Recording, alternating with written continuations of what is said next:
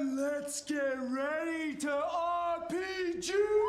RPG! RPG! RPG! RPG! Hello, everyone. Welcome to the Knights of Last Call. My name is Derek Melinda, and we're here in the middle of the day. We were supposed to stream last night. I apologize. Ended up taking longer than I thought over at my mom's. We're moving a bunch of stuff around. We're still cleaning up the house, and you know, she's adapting to her life as a widow, as a single lady, and we ended up making an apple pie. So, anyways, I don't feel bad about it, but you know, here we are. So, yeah, we're back with a Patreon requested, that's voted on by the patrons, who wanted more Shadowdeep. And before we get too deep into it, I do want to shout out Junderland Games, who dropped a super chat yesterday. Excited to see more Shadowdeep. Obviously, we didn't get to the we didn't get to the episode, but we're here today. So here we go. I don't know. Now, this is a middle of the day stream. I have no idea what to expect in terms of people showing up and who's going to be here and whatnot. What is sorry. There we go. I have no idea what to expect in that regard, but you know, we'll see what we get. Wow, very weird.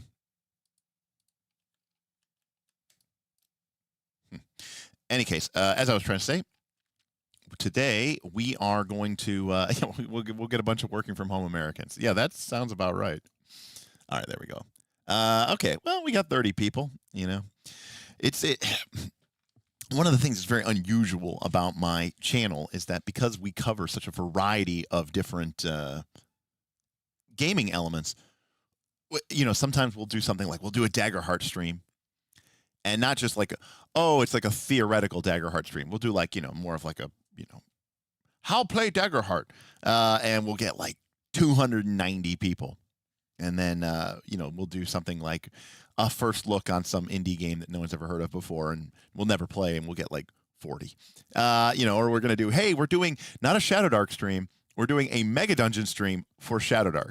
You know, we'll get like 30 people. So, any case, there's a lot of swinginess. And the good news is my patrons allow me to sort of adapt through that swinginess. I've said it before, and I will say it again. This channel, as it exists, would not exist without the support of the patrons. Obviously, your tips and your super chats are awesome and really important to my ability to continue to do this. But the Patreon provides me with basically a steady paycheck, and that allows me to basically go from doing some super hype, you know, Daggerheart or Draw Steel stream into something a little bit less, you know, less popular, less big. So, but in any case, we are going to get right into it. Let me pull up my OBS so I can actually see what we're doing. we're going to get right into it because, hey, thank you, Goblins and Android. Shout out to you, my friend. Goblins and Androids tipped $15. Support, support, support. Thank you, Goblins and Androids. I really, really appreciate you. I don't know why, but it seems like maybe my sound is okay.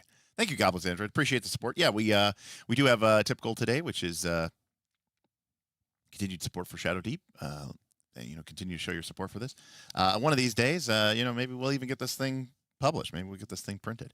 Actually, I did kind of have an unfortunate, and we're going to get into it in a second, but I did have an unfortunate kind of like, because in working on this publicly, one of the ideas that I would have is like, I could build this, and then I could play test it with my patrons by running sort of a classic Gygaxian style game, a la one GM, maybe 20 to 30 players who sort of sign up. Nowadays we call that the Western Marches style, even though it was really just called D&D back in the 70s and 80s. Tipped $10. Support the midday stream. I finally won the polls for once. Hey, Thad, you won. Thanks, Thad. Appreciate that. Thank you so much. Yeah, midday streams. I mean, they work for me. The only caveat is we can't go too long because I got racquetball. It's just like back when we're on Roll for Combat. So, anyways, I want to get straight to it. Thank you, Thaddeus. I appreciate you. But yeah, so the only unfortunate thing is by talking about this very openly and publicly, I wonder if I'm not spoiling it a little bit. Yeah. I wanted to shout out Coriolis, but the new systems make that hard. Well, Goblins and Androids, it's on the queue. So, we do have the queue set up. Head over to PDF Viewer. And let me bring this up. Excalibur. There we go. We do have the queue somewhere. As you sure you are aware. The only problem is that it's not like terribly far down, right? It's this is the current queue. Nimble 2 is next, then Worlds Without Number, then Dark Crystal, then Battlecry, then Coriolis, then Warhammer Old World GM Guide, Shadow of the Weird Wizard, etc., etc. For Nimble 2 and specifically, Evan was nice enough to send me his really cool box set, and I really want to get my top-down design, my top-down rig set up so we can do a really cool unboxing and take a look at it that way, which is why we've kind of been delaying on that a little bit. What's up? What's up, Happy Esky? Good to see you. Hey, Rook, appreciate you. Thank you. I will try to keep it up as much as I can. Coriolis is really cool. Is really interesting. The original, they kind of reset the setting for second edition, and I don't know that I love it. I'm still coming around to the idea of it. The original one was sort of like a space, like an Islamic space Dune, which I thought was really cool, and obviously had Dune elements to it, which I really, really liked. The new one is kind of like horror deep rock galactic, maybe. It's a reset to the setting, Thaddeus. They basically literally got in their ships and they left, and they went to a completely new region of space. So it's basically a reset to the setting. But yeah. Yeah, a lot of people seem disappointed that the unique theming of Coriolis is kind of gone. New game feels like the expanse on the ring planets. Yeah, it's a very different vibe. I will say that. It's a very different vibe. It feels less political, and it feels more like kind of dungeon delvey. Now, that being said, the dungeon delvey system that they have for that is very cool. Okay, well, thanks, everybody. And because I want this to be sort of a tight stream, today we're going to kind of get busy and we're going to get into it. So, unfortunately, we have reached a point where I'm going to actually have to sort of design some lore for our world. And because as we start to sort of populate and figure out what's going on with our dungeon here, we do have to start figuring about who or what is in our dungeon. So as a reminder, this is our project. This is Project Shadowdeep as it stands right now. We currently have an 11 level dungeon. That's right, it goes to 11, designed theoretically and principally for Shadowdark. And as a result of this, we have a number of levels, which we've kind of arbitrarily decided. Now, nothing here is written in stone, but we have a level 1, level 2, level 3 is divided into 2 sub-levels, level 4, and further down, all the way down to level 11. So this is our side profile view. And we're going to be kind of a little bit, I don't think we're going to get to it today, but one of the reasons that we want to understand our background is because we want to understand how these levels came to be. That's going to help us design that. So this is sort of our initial design. We talked about accessibility, how do the levels interact. Of course, this all gets to basic principles of Megadungeon design. And as a result of that, we've been focused predominantly and principally on level 1. So we've been sort of breaking down what does level 1 look like. We actually started off by defining the number of rooms and challenges. We talked about percentages. We broke down our rooms into creatures, traps, challenges, puzzles, vault/guardian, lore, and empty. You'll notice that we had a very low percentage of empty. We talked about using these percentages as a way to sort of distinguish and make levels feel differently. Obviously, I would consider this to be a fairly standard level, but if you had a level that say had 50% traps or 45% traps, that would feel like a very different type of level. So one of the things that we can actually use, one of the levers that we can use in order to make our dungeon levels feel different is these percentage breakdowns. And this is just my personal bugaboo. I hate empty rooms. Now empty doesn't mean there's no, a lot of people think empty room means there's no monster in it. Quite the opposite. When you move into a quote-unquote lore room, or you move into a challenge or hazard room, there's not a monster coming to attack you. When I say empty room, I mean 30-foot square, dust in the corners, a scattering of bones. This room is empty. Like literally one sentence in the book. I think it's crazy that we pay for that stuff. Anyways, so this was sort of the breakdown that we gave for our 30 to 35 room level 1. And then we worked together we kind of started with that basic. We defined our rooms here, creature, traps, hazard, puzzles, vault, empty.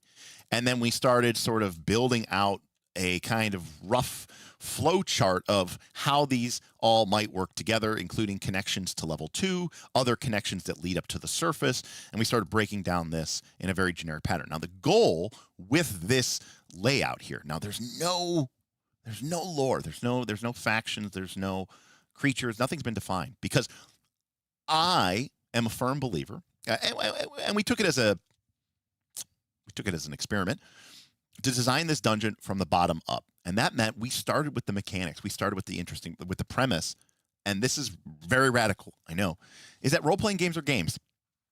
And I personally think that a lot of people spend too much time designing all this really cool lore and all this really interesting whatever background for their location or their dungeon, and they forget to make it into an actually interesting game. And the truth of the matter is, a dungeon design is a game board. It's a play space. And in order to make it interesting, you have to provide it with texture, and you have to provide it with meaningful decisions and choices. So by starting with the premise that this is a game board and we are designing an interesting game board, then we ensure that we are building upon a very solid foundation, because that way, even if the lore or the other elements kind of fall flat. Now, to be clear, what makes a role-playing game great is that we get to combine the sandwich of really good design of a game and this really cool environmental storytelling. And because at the end of the day, that's really what a dungeon is. It's environmental storytelling. And, we're certainly going to get to that today as we sort of break down into this. So, as I said before, we're kind of on a tight schedule today, so we're going to try to keep it snappy.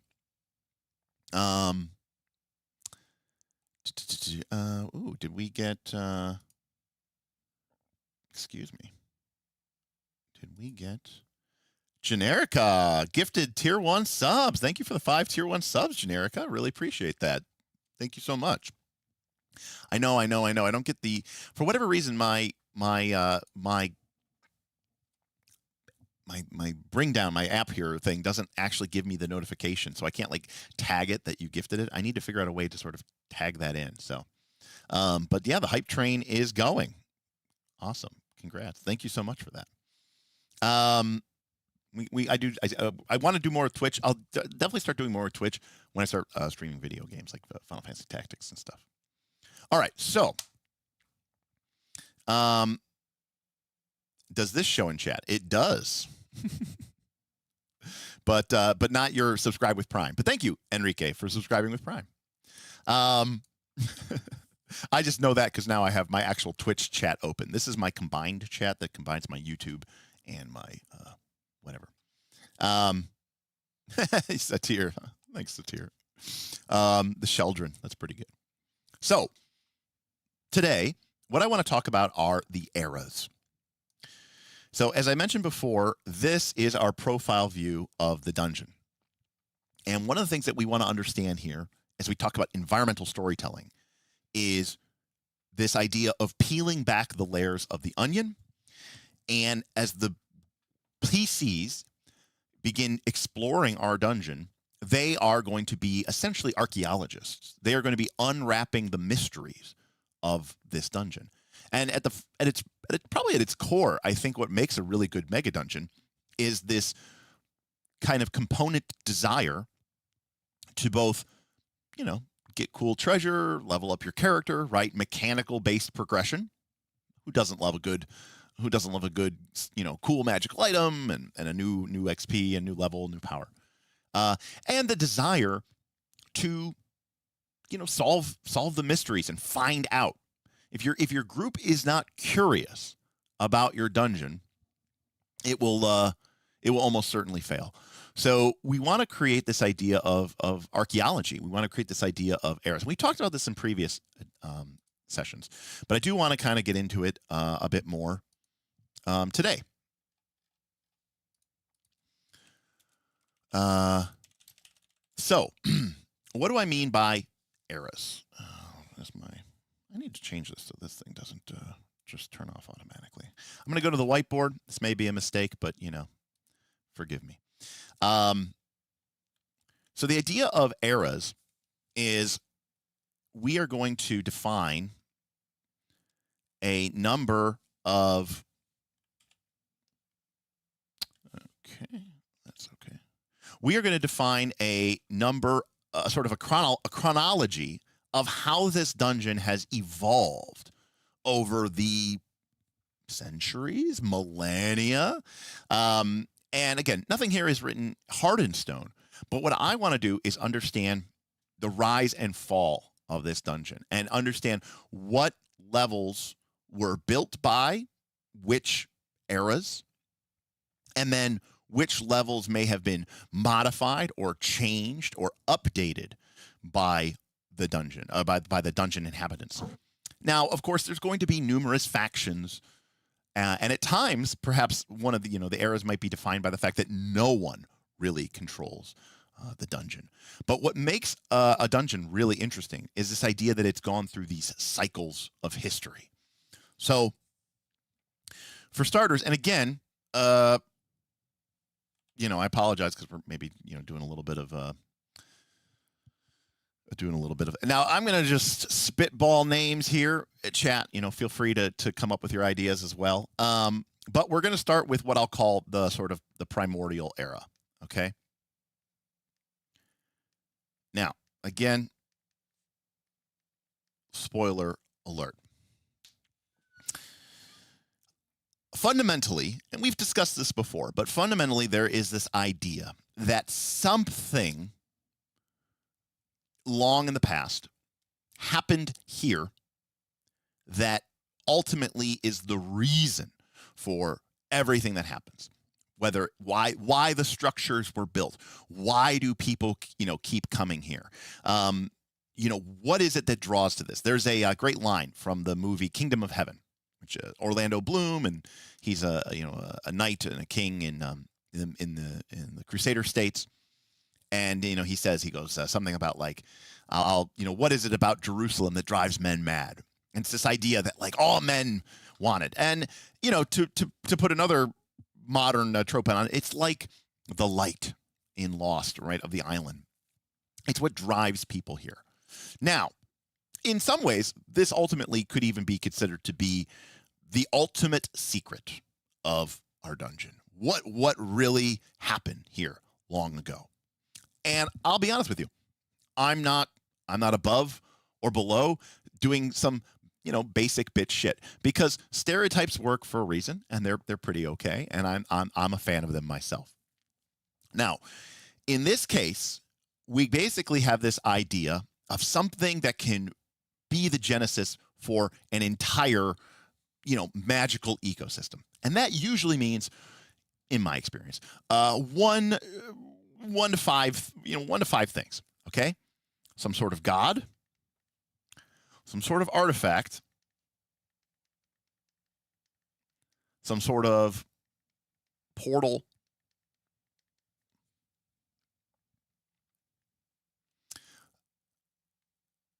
some sort of some sort of alien, okay? And lastly, some kind of event, something that this is where magic was created or something like that. So there's usually this idea that something happened here in the long ago past. Now, yes, aliens are a true old school method. Yeah, exactly. I know people are weirded out by this, but the truth of the matter is aliens have always been a part of D&D's history. And so the idea that there's this, alien, it could be an alien spaceship that landed here, crash landed here thousands of years ago. And what we perceive as magic is actually just, new ancient tech, right? We get real Numenera with it. And then there's this sub-idea. We can get into like, why is it here? What's going on? And these are all the really important lore questions. But one of the real questions is, is it good or bad? And how is that going to structure our entire game? Now, again, deep cuts, spoiler alerts. But in Shadowdark, and ultimately this is we're driving this from Shadowdark. Shadowdark has a very basic deities section. There is Saint Tarragonus, the lawful, Ged, the neutral, Madeira, the covenant, lawful, Ord, neutral, Menon, Ramlot, Shun the vile, and then there's the lost. 2 of the 9 are lost to the ages, their names expunged from history and memory, yet their whispered legend lives on in ancient texts and forgotten places. And so there were once 9 gods, but 2 are the lost. So my generic idea here is that one of those gods, one of these deities, the lost, is basically here. Hey, Cannibal Publishing, keep up the great work on this project. Thanks for sharing it with us. Oh, no problem, Cannibal. Thank you so much. Appreciate the massive super chat. Really, really nice of you. Thank you so much. Cannibal. I just realized it's like, is it like ball from like the Blood Angels, or is it supposed to be something different? So I like the idea personally that it's kind of a good plus bad. And what I want to do is I like the idea. And again, I'm a basic bitch. Okay. I like Wheel of Time. I like the idea that there was maybe a god, right? Because even in Shadowdark, right, it's really old school. And we have it's just law, neutral, and chaos, right? Just like in original D&D, there's no evil or anything like that. I like the idea that there was a god that was so evil, we're talking basically Therazden, right? That all the other gods basically teamed up, and that they sealed this god away. So we basically have this super evil, malevolent deity. Okay. And they were locked away and bound away in the primordial era of time. Okay? So, one of the things I like to do is when we talk about like the ages, okay? So, this is our first age. And in some ways, you know, you could argue that it was a good thing that they locked this creature away. But at the same time, they also brought into existence or into being this terrible and malevolent power and basically locked it on Earth, right? And so I'm going to think of it as being kind of not, this is what was the era good, neutral, or evil? And in some ways, it was actually really good. But I'm actually going to say it was kind of like neutral to evil, or neutral to bad, because from the perspective of the universe, very good. But from the perspective of the era, this ancient now what form that takes, I don't know. But I do know one thing, and that's players. And all I know is that if we were talking about this in terms of a D&D campaign, if I was doing this as a D&D campaign, level 1 would be levels 1 through 2, and level 2 would be levels 3 through 4, and you'd be like 5 to 6, 7 to 8, 9 to 10. You get it here. And level 10 would be like level 20, and level 11 would be the dark god's domain, right? The dark god's rest. And yes, ultimately, potentially, almost certainly, if it was my group, at the end of the campaign, they would have this option to go battle the dark god and kill it, because that's why we play D&D. Whether it's a dragon or if it's something, ultimately, I like making it a bad guy, bound into the prison, because I want my players to be able to level up and kill it. Now, does that make me cheap and basic? Yes, but I do appreciate it. So for level 1, we're going to go with sort of a dark god. We're going to go with a dark god, and they are going to have been in prison in this darkness. And this does a couple of important things for this, because this sort of drives a lot of the other future factions and lore. Now, what makes time for the evil to infuse the places of the dungeon. So, the other thing that I like to do when we start talking about the eras is this idea of ups and downs. I think a lot of people end up making their dungeon just like perennially horrible for all time. So now, this isn't to scale in terms of time. This initial dark genesis of the primordial era, this could have happened, before people even, could speak, in the far distant paths. But this great power was locked into the earth. And that's going to lead us to our second era. And this is usually where I like to start. And again, what I'm going to try to create here is a pattern, right, of ups and downs. In fact, let's just put a couple in here. We got our third era. We've got our fourth era, right? We're gonna make a number of eras. And by the way, if you're in chat and you have an idea, shout it out. That's what we're here for. So, and again, it's like, oh, Derek, that's so smart. What are you doing that? Nope, just stealing from Tolkien. Tolkien does the same thing, right? Where you have these, you have these great ages of light and beauty, and then then some bad shit happens, and then the world rebuilds, and we try to learn from our mistakes, but we don't always succeed. So, for our second age, I'm going to go with something, and I'm a big fan of this as well.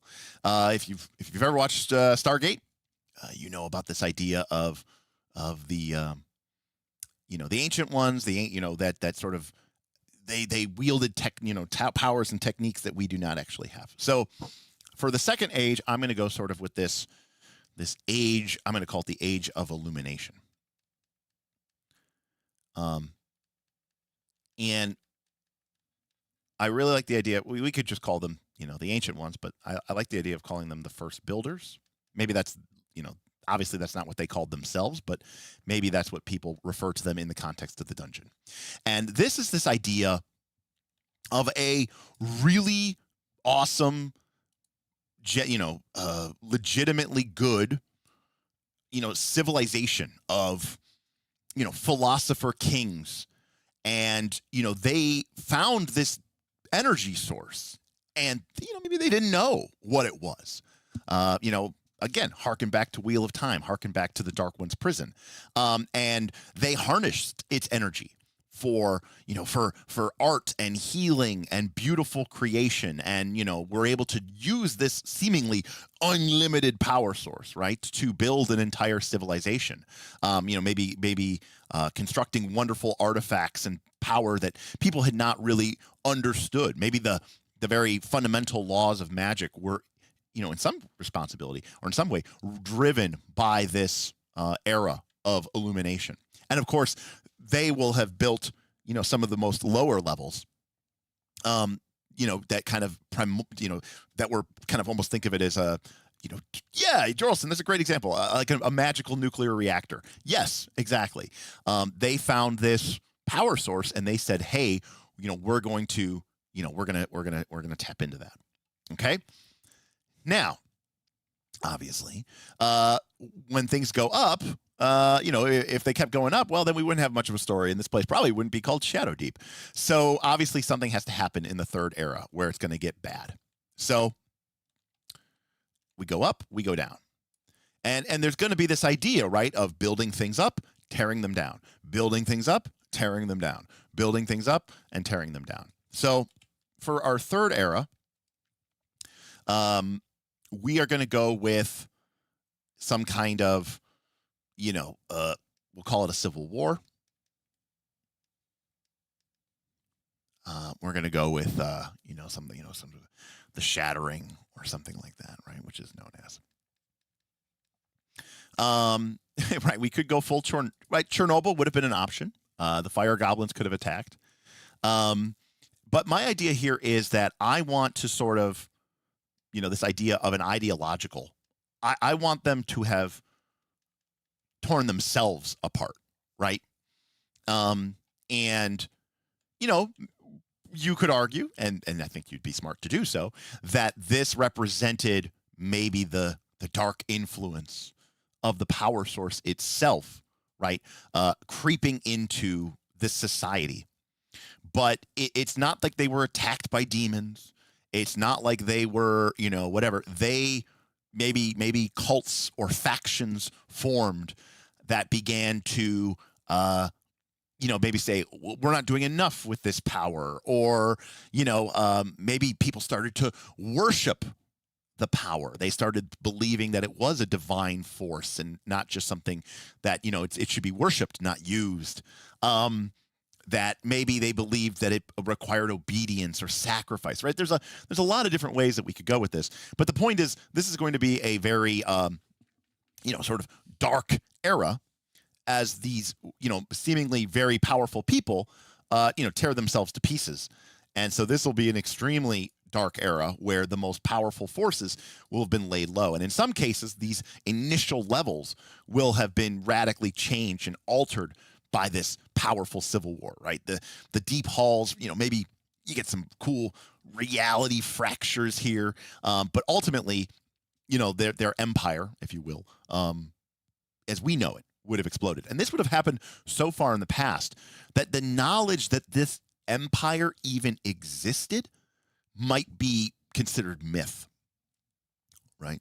And so, one of the cool things about a Megadungeon is that you get this idea to sort of peel back the layers and look in and see what happens. So we're at the bottom and things are terrible and everything goes to shit. Okay, cool. So what happens next? Well, sometimes one of the things that I like about a dungeon is that it's so old that after a long time, new people show up and they sort of repeat some of the same mistakes that were sort of made in the past. And I was thinking about this the other day, and I like the idea. So in this, I'm actually going to put this over here because it's going to represent like a long time, right? So we're talking like, maybe multiple centuries, a millennia, a long time. I like the idea of, and again, chat, you can feel free to help me out here. I like the idea that like there's sort of a rediscovery. Now, at this point, it's been so long that like the knowledge that this stuff even happened is not even maybe well known. It's not even sort of understood. And I'm thinking underground. I'm thinking, tunnels and things like that. My first thought goes to, one of my favorite races, of course, are the dwarves. And, again, maybe I'm kind of, doing a little bit of Lord of the Rings summoning here, sort of a sort of a variant for Khazad Doom, right? But I like the idea that the dwarves, and again, I am not original in the slightest. All I'm trying to do is I try to create things that my players will go, oh, I get it. And I don't have to do that much work to explain it to them. I know that there are authors and adventure writers out there who really go over the top and try to like make everything so radically new. But so one of my ideas is that this civil war is basically, you could think of it like kind of like a nuclear war, like a nuclear holocaust, is that it created, okay, so it created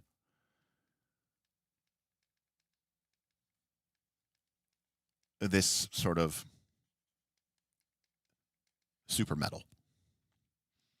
And, a group of dwarves, maybe they were mining, they were exploring. This is basically our world's equivalent of Mithril from Lord of the Rings. Okay. Now, what the dwarves don't know is that this metal that exists here is a side effect or a consequence of this magical nuclear war that happened, right, a millennia or longer ago. And so I like the idea that these dwarves, now, and by the way, so there's a side tangent to this. Let me kind of go over here. So there's a meta reason for this too. Excuse for cool magic items. Right? And so when I go, hey, yeah, it's a group of dwarves. They came here and they were like, oh man, this metal is super special. It seems to be imbued with all sorts of crazy powers and magical abilities.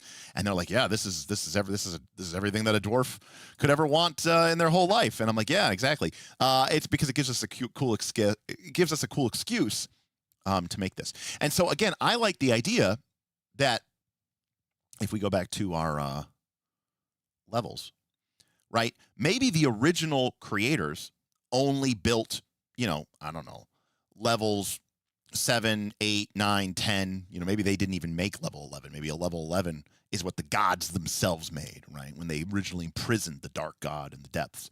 And so the original, the original creators, maybe they built, 8A, 9A, 10A, something like that, 8B.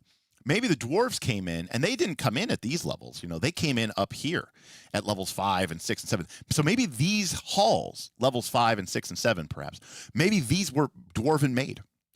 They look very different tonally, structurally, the way that they're designed. They're more like mines, or they're more like, like a dwarven outpost, rather than when you get down here and you're going to be like, okay, something is really weird here. This is a crazy level of technology and power that we've never seen before, but also it looks like it was nuclear irradiated. Okay.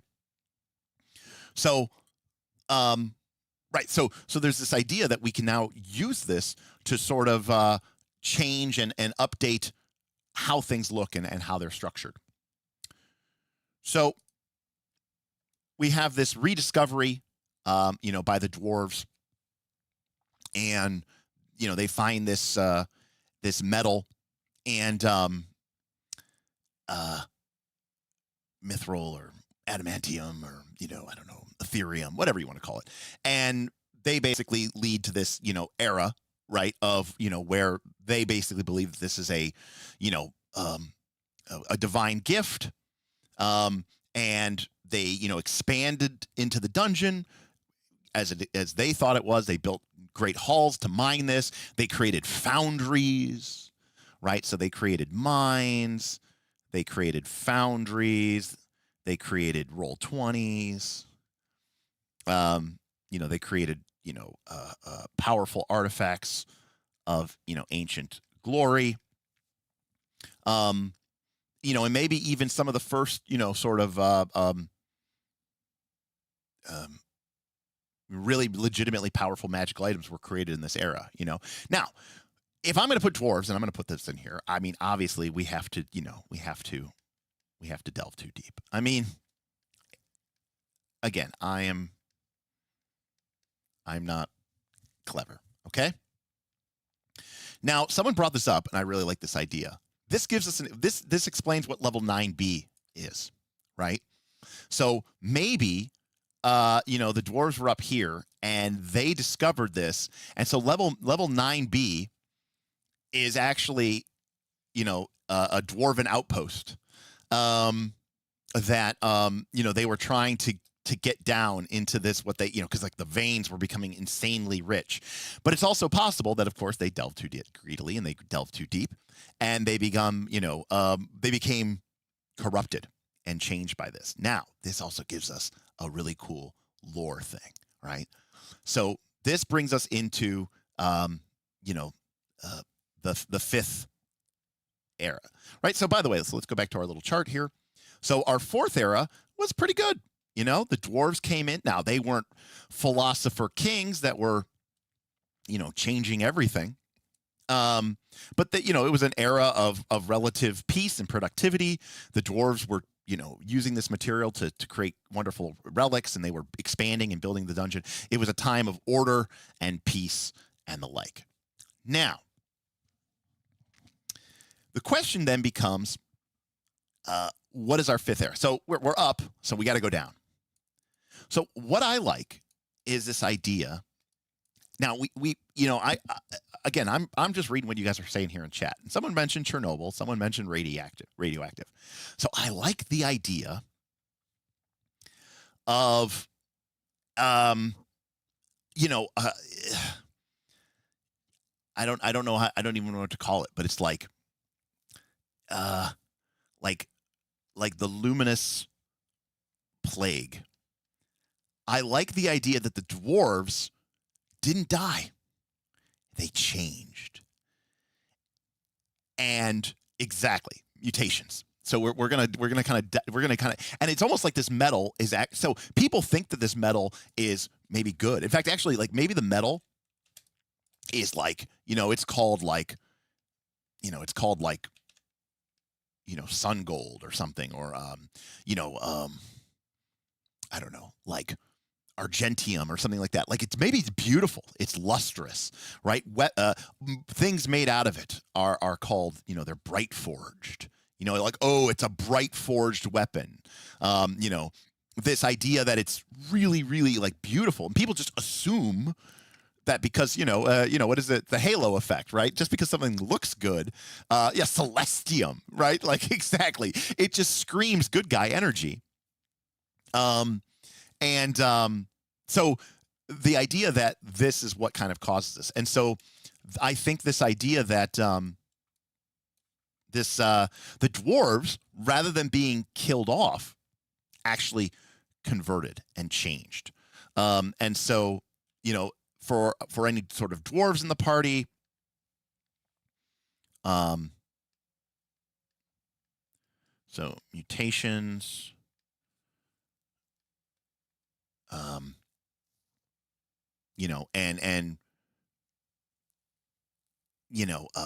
Possibly even having a world wide effect, right? Because this metal had been mined out by the dwarves, and it's sort of been taken away and sort of changed over, and so maybe these dwarves became the sort of like demons, or they became some sort of crabominations. There's a lot of different things that we could do with this, but I like the idea that as people began to use these items of power, right, we could go with a Durgar or a Darrow dwarves, but I like the idea that these dwarves became extremely powerful, right? And yeah, and like they became more malevolent and they became more evil and they became more, demanding. And eventually, like this sort of spreading evil began to sort of infest the world, okay? As the power of the dwarves metal sort of started changing across the world. So this is another thing, is to not just make your mega dungeon important, but to make it into its local region. But how do you make it shape and change the world? Well, I think Big Die Energy, I think one of the cool things that we could find in the campaign would be that there were some people or dwarves who basically figured out how to sort of change and get rid of shield themselves from the effects of this magic. And that would obviously be, or this corrupting radiation energy, right? Right. Dwarves, tieflings, demonic dwarves. Exactly.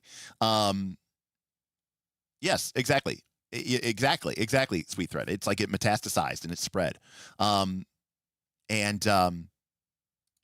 So there's this idea that like the dwarves basically became, legitimate bad guys. And they maybe started between the plague and their own powerful evil ways, they created this sort of, dark empire, right? Very dark dwarves coded. We're going to need some more space here. Unlock. Okay. I guess we're going to do more than 5 errors. Yeah, I mean, there's a lot of different ways you could do it. I just I like sort of, yeah. I mean, Thaddeus is obviously knows my thing. I mean, I'm obviously very Warhammer coded as well, and so my thought process here is that Chaos Dwarves, right? And so that the very thing that brought them great, the very thing that brought them this great power, also brought them, this great evil. And I think the other idea is that like because people assume that this is holy, right? Like they almost view these as gifts. They almost view this as not as as this evil thing. But ultimately, obviously, things did get out of control, and so that's when we get to some side kind of Great War. Okay, the Great War era.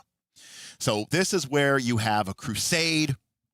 This is when the free peoples of Middle Earth say enough is enough. Knights and mages and and priests or whatever march to the very slope, the very what's the word I'm looking for? The very slopes of Mount Doom, right? To destroy Sauron, right? So this is very opening of Lord of the Rings, Fellowship of the Ring, right? They march to Shadowdeep, right? In fact, maybe that's when they first start calling it Shadowdeep potentially, and they go there with this idea of this fire or to purge it, right? To cleanse it, right? So it's like it's the sundering or the purge, or something where the good guys of the world got together and they said, we are going to destroy this once and for all. And so we do, right? Seal that shit up. And I think that's a big part of it, right? So I do love the idea, by the way, of a sort of Doctor Doom, right? Like Doctor Doom, like the Marvel character, right? That they wear these like metal masks. I do think that's pretty sweet. Now, Thaddeus, this is where you get into the micro lore. Absolutely. I love the idea that maybe there is a group of dwarves who know the folly of their people, right? If you know your Warhammer lore, think Black Templars, right? Because even this may have happened long enough ago that people don't fully understand it. And so maybe there's a group of dwarves who know that secretly, like maybe the reason why evil spread across the world is because of their people. And they like both have like sworn vigilance to not only make sure that never happens again, but they also kind of keep it on the down low. So there's kind of like a sort of a the, what are they called? The Unforgiven element of the game there, of the game as well. So massive good army comes, massive great war. And the 6th era is sort of defined by this crusade, right? All right. So it's basically a crusade, right? So the dwarven halls were sacked. There was battling in the depths, and ultimately, those lower levels, were breached and defeated and sort of as best as they can be sealed off. So in terms of the 6th era, and again, one of the things that will be cool that we can do is we can tie creatures and rooms and events and lore and magical items to these different eras. So, in some ways, the 6th era was like really bad, right? Because it was a horrible war. And in some ways, it was almost worse than the 3rd era. This was like that civil war where the ancient ones, the great builders, tore themselves apart. This is kind of a world war, right? Where the forces of good aligned and sort of, not Black Templars, Dark Angels. It was really, really nasty. But ultimately, they won. So this actually ties into our first level because this was my idea for this. So that is going to lead to the Bastion era. Now, obviously, this is a thing here, where this is too powerful for any mortal. This is fantasy tropes 101, right? Wheel of Time, the Dark One's prison was shattered. They couldn't reseal it, or they couldn't close it permanently. So what did they do? They sealed it. And one of the things that I kind of want to notice, this is extremely Derek. This is the most data science thing that you could ever note it here. But one of the things that you'll note is that the high, Junderlin, I already gave you a shout out for super chatting before, so I appreciate you. Is that the highs keep getting lower, right? So when things were really good back in the ancient time, right, they were like above the green line. And then during the Dwarven era, they were good, but they were never like, oh my God, marvelous tech, and we're like, curing cancer, and we're like, no one has to die. And now, like, we're basically settling for, hey, the world's not on fire. That's like as good as it's getting, right? So what we're calling era 7, we called it the Bastion era, right? And they couldn't destroy it.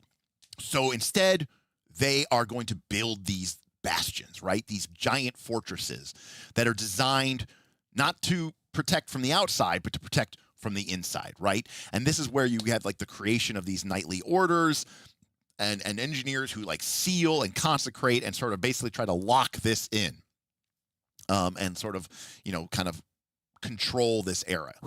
And this is sort of an era of a grim vigilance. Think Night's Watch era, right, from Game of Thrones, where a new order is designed to make sure that that the peace that was fought for so hard, right, is never lost again. And I could be wrong here. My history might be a little bit off, but I think like Minas Tirith, which became the capital city of Gondor, was not originally the capital city of Gondor, by the way. It originally was Osgiliath, but Minas Tirith and Minas, which became known as Minas Morgul, which is the Dark Tower, not Barad-dûr, but like the other one, they were originally they were Gondorian fortresses that were designed to basically keep an eye on Mordor in case, because they destroyed Sauron. They cast down his tower. Minas Ithil. Thank you, Thaddeus. Oh, shout. I mean, it makes sense, Thaddeus, right? Ithilien, Ithil. You're right. Minas Ithil. You know what? Plus, very good. Very good. My strong. I'm in the process of transferring my files, and unfortunately, I cannot strong right now because I moved that file somehow. Anyways, they were designed as sort of watchtowers to keep an eye on Mordor because, again, they destroyed Sauron. They threw down his tower. The ring was taken from his finger. His body was discorporated into nothingness. His armies were defeated. And so they were like, oh, okay, cool. Sauron is dealt with. But we'll build these towers just to make sure that, nothing, this place isn't, it's got bad vibes. And so, so we have this, these fortresses dedicated to eternal vigilance and sort of, guarding that ancient crypt. But of course, as with all things, right, time passes and we sort of get into this, you know, the failing, like the failing vigil, right? And time, plagues, famine, despair, basically just like the Night's Watch, right? For those of you who are not familiar with the Night's Watch, right? They originally, there was like, 20 towers or something. There were like 20 fully manned towers along the wall. And by the time in the era of Game of Thrones, there's like 2.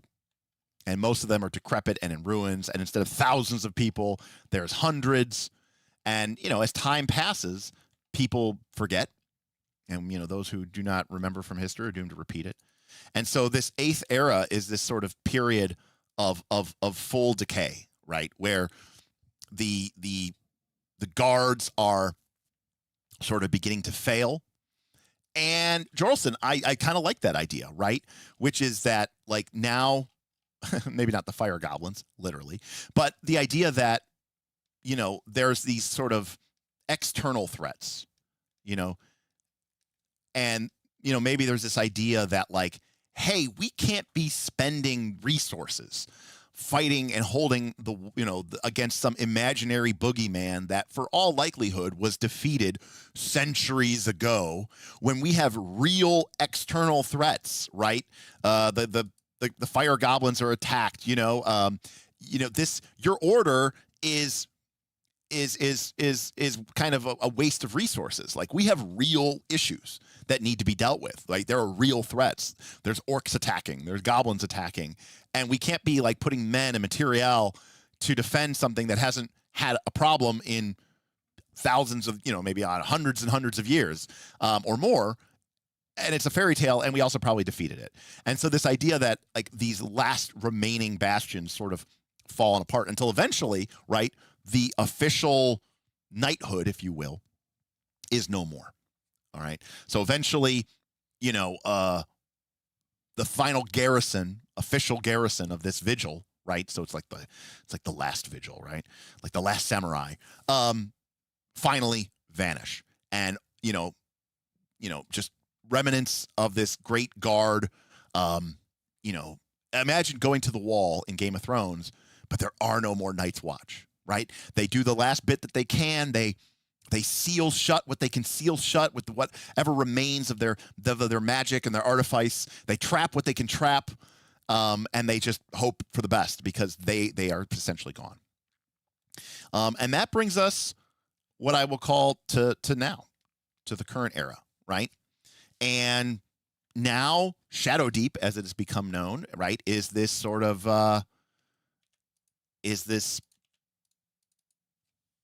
era, or this place of ancient history. And there's probably a town nearby. I found this the other day. I wanted to bring this up. I thought this was great.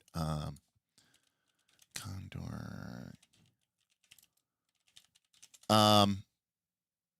Okay, this is great. I found this the other day. This is the pitch document from Condor Games. Now, Condor Games, you may not know what Condor Games is, but Condor Games would actually be acquired by a company called Blizzard, and would actually go on to be known as Blizzard North. It was like a sub-company within Blizzard. But Blizzard actually completely acquired a company called Condor that would, again, become known as Blizzard North. And they had this pitch for a game called Diablo. And isometric design, yada, yada, yada. But I was reading through this the other day, and I was like, holy crap, this is exactly what we are building right here. Right? So you have, there's a town nearby, right? And then the temple dungeon is right there, right? This is Megadungeon 101. If it was good enough for, one of the greatest games of all time, it's good enough for us. So yeah, so this is basically the idea that we have here. So the idea is that we now have this sort of,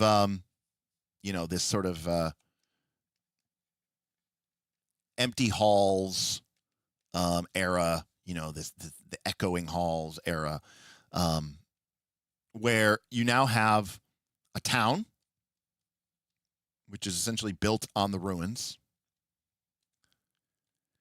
And, you know, it kind of is a town that thrives on scavengers and adventurers and, you know, treasure hunters and relic seekers and scholars and, and merchants and strange little cults that pop up here and there.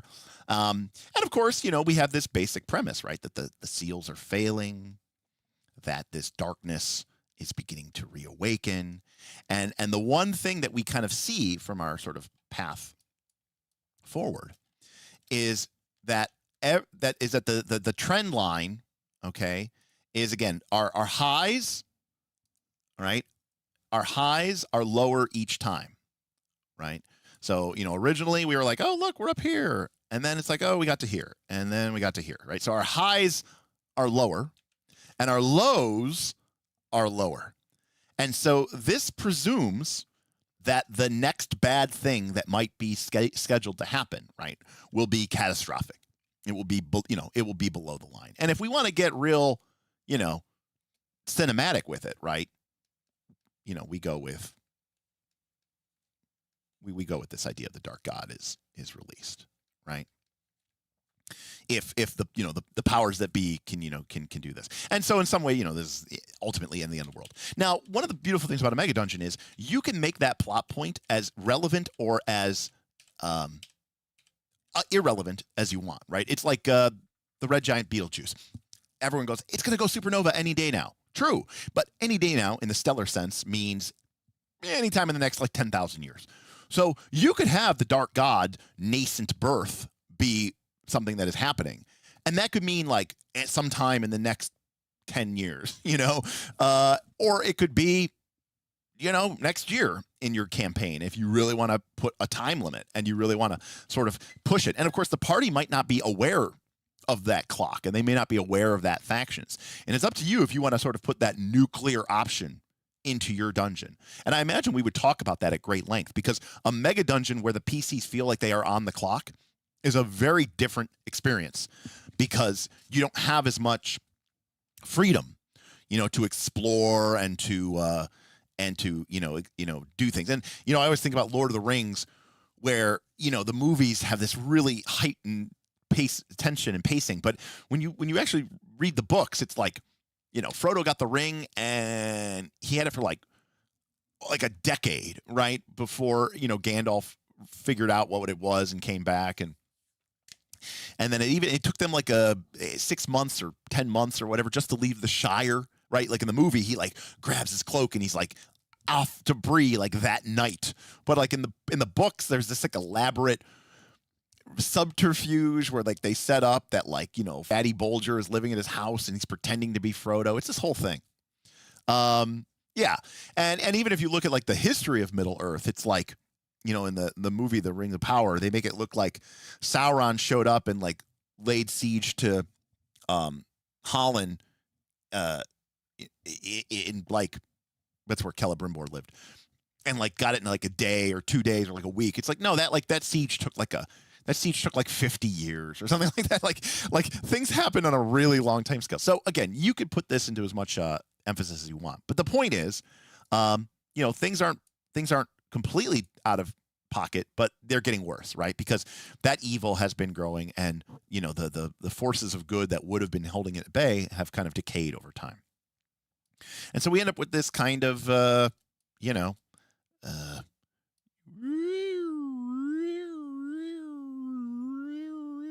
we kind of end up with this up and down, up and down, up and down. And these are sort of the 9 eras that we can use to sort of define our elements as we go forward in our Mega Dungeon creation. So when we create some sort of major piece of lore or item, one of the best and easiest ways to start is to start thinking about where or when is this item from? Where or when was this room originally constructed? Or maybe it was originally constructed in the 2nd era, but it was refurbished in the 4th era and it was destroyed. And you know what I mean? And you can literally build up these layers as you sort of construct your dungeon. So going back to what we were talking about before earlier, and this is why I said it kind of ties into level 1. My idea for level 1 is that level 1 is a relatively new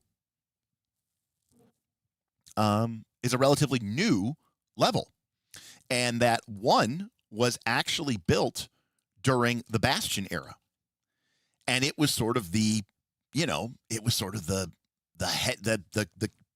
headquarters, if you will.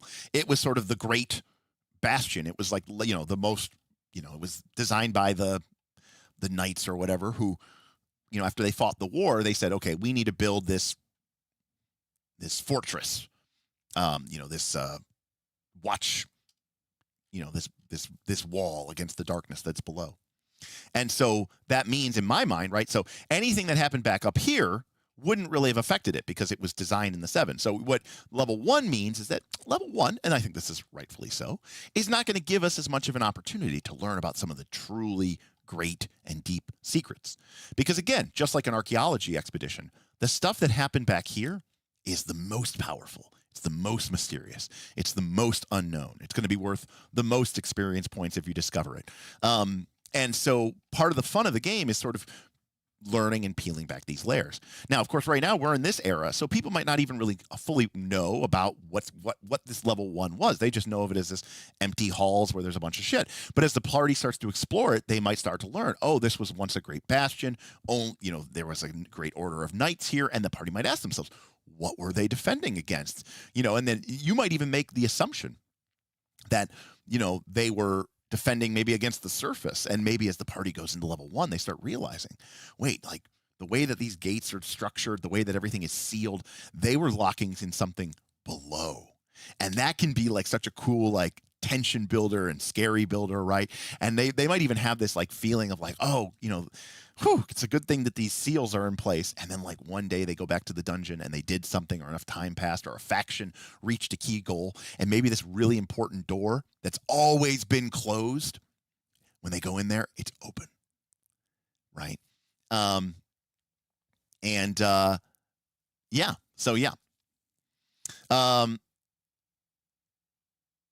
I will argue that if the other eras have played around with the earliest of eras, there will be traces of the earliest eras in level 1. Well, in my respect, I would think that happened literally so long ago, and like this dungeon, remember, like, and in era 2, the dungeon may have only looked like this, right? In fact, it might not even have had.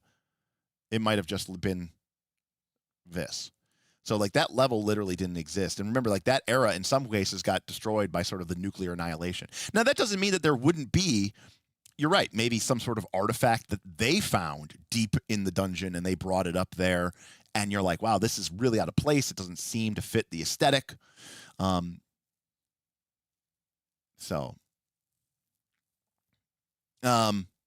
only thing you have to be really important about Goblins and Droids, while that may be historically accurate, you do have to worry about like sending the wrong message to your party members. Like it could become confusing, So these are going to be our eras, unless, unless I just literally deleted everything I just created.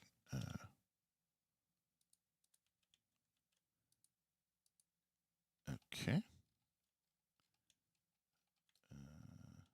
Hello? All right. Well, I think Excalibur just deleted everything I just created, so that's cool.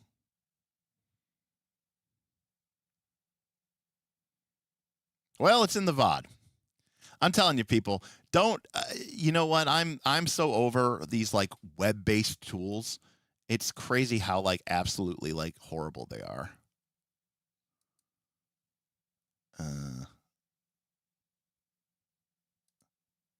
Yeah. Well, that is some shit. Oh, nope, it's there. It just changed my background for some reason to white.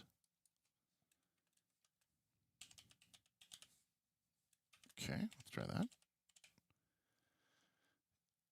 Yeah, see how it's constantly changing the background to white. There we go. All right. I don't know why it did that, but it did. So, okay. So these are going to be our faction or our eras. So let's create some factions on level 1, and we have about an hour left. So we'll this is going to be an all-timer for Derek in terms of keeping things rolling. No, I don't want to. I don't. You don't need to literally show me this every single time. So now we've talked about this before for factions. Factions for me are so important to Megadungeon play because ultimately what I'm going to do is if you just have a bunch of rooms where the party goes in and there's a monster in that room and there's a trap in that room and there's a puzzle in that room, your dungeon is going to be very boring. It's going to feel exactly what it is, which is just a random collection of encounters. And there's not going to be any tie or any sort of structure to what is going on. The other thing, so factions do two things for us. One, they thematically tie our encounters together, right? This allows us to sort of do that sort of environmental storytelling that we were talking about before. Telling a story through the rooms that you're building in your dungeon, right? Dungeons don't have plots. So how do we tell stories? Well, we do it through the environment. We do it through the people, the places, and the things. We do it through the items that the groups find. We do it through the types of encounters that they have. We do it through the locations themselves that the party is discovering. And we're not telling them a story directly, right? They have to fill in the gaps themselves. They have to sort of build up this story themselves and put together the pieces. So it's storytelling, but it's also a bit of a mystery. It's also a bit of a puzzle. And that I think is really, really cool. The second thing is it gives you, the GM, dynamic opposition. One of the biggest problems that we have with dungeons is 15-minute adventuring days and the idea that it's a static location where it's a hole in the ground and it's filled with dozens of rooms, and those encounters are static and they don't change and they don't update. And when you do that and the party does that, they are going to realize that their actions or their lack of actions don't really actually change anything. That those rooms are there, those encounters are going to be there, whether they do something or not, whether they, whatever. That is so boring. And at that point, you might as well be playing an adventure path. Now, even though the party can go left or they can go right, if going left or right doesn't actually have a consequence, it just means which encounter they fight first, you're not actually giving them a choice. What factions allow you to do is to create effects that happen because of the group's actions. And that is where the fun of these whole experiences happen, which is where, again, the party you could run one group through the adventure and maybe they completely eradicate one faction. And that has consequences, that has changes. And they never even deal with another faction. And so that faction accomplishes their goals. And they're able to sort of build up what they're looking for. And that gives you a unique experience. To the point where, and I've said this before, I have run B2, Keep on the Borderlands, I don't know, a dozen times over the years. And each experience has been different, even though the module is set in stone, right? The orcs are over here, the hobgoblins are over here, the goblins are over here, the owlbears over there. What each of these factions, in theory, wants something different. Reaction rolls guarantee that we get different outputs. And so each experience through this dungeon becomes different each time.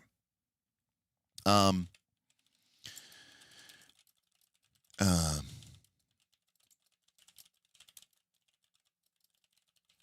right. Yes, this was a long time ago. We created the Knights, or the Knights or something, of the Ember Sigil. That was a long time ago.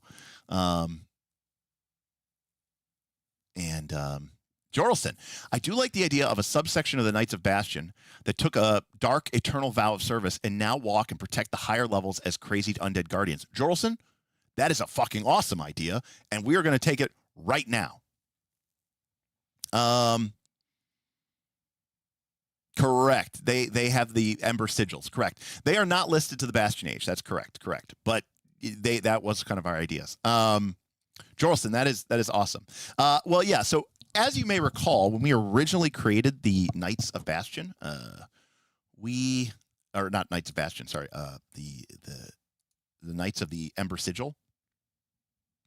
They were primarily right. They were focused out of this keep over here, this one.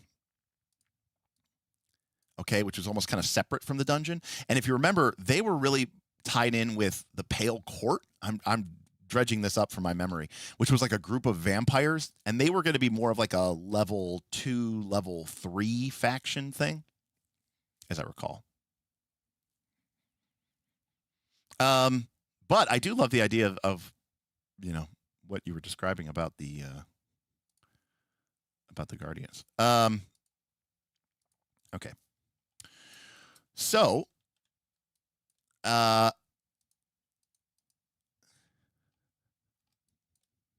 yep, I selected that color. I don't need that anymore. Thank you. Okay. So when we think about a faction, just as a quick reminder, I mean, there's like the dungeon world idea of a factions and stuff like that. But generally, you know, we want them to have, you know, an origin. You know, where did this faction come from? What is their goal? What is their motivation? What is it that they're trying to do? A faction, by definition, has to have something that they want. Could be short term, could be long term. There could be multiple goals. They could have a primary goal, secondary goal. Depends on how deep and complicated you want to have it. We have their sort of methods, you know, their tactics. What are they, you know, how do they pursue that goal, right? How do they approach achieving their goals? How do they realize their motivations? What are their resources, right? It's for those of you who don't know, this is basically a SWOT analysis from project planning. What are their resources? What are their strengths? You know, what are their liabilities? What are their weaknesses? What are their threats?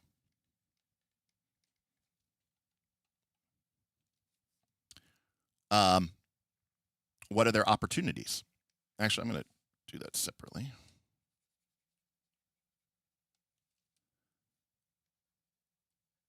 And of course, what are their threats? And you know, from a play perspective, you also kind of want to understand, like, what is their current situation? What's their sit rep? You know, how do they tie in to the other factions as well? Now, we don't necessarily have to design all this today, because, you know, this is obviously, yeah. So what are their core competencies? And again, you really want to understand this in the context of, you know, synergistic opportunities, team building, leadership, leadership criteria. But we want to understand this so that we understand what this faction is going to really mean in the context of our player characters. Now, this shouldn't surprise anybody who watched my... What stream was that? Daggerheart Adversary stream.